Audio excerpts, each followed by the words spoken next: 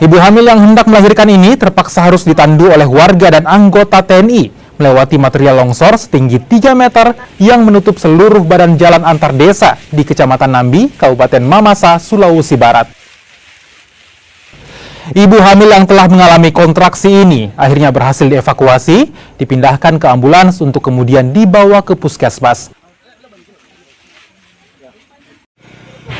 Longsor yang terjadi di sejumlah wilayah di Kabupaten Mamasa, Sulawesi Barat terjadi akibat hujan deras sejak beberapa hari terakhir. Dia mau ke rumah sakit melahirkan. Dari mana dia, Pak? Dari desa Salumaka. Masalahnya di sini tadi apa?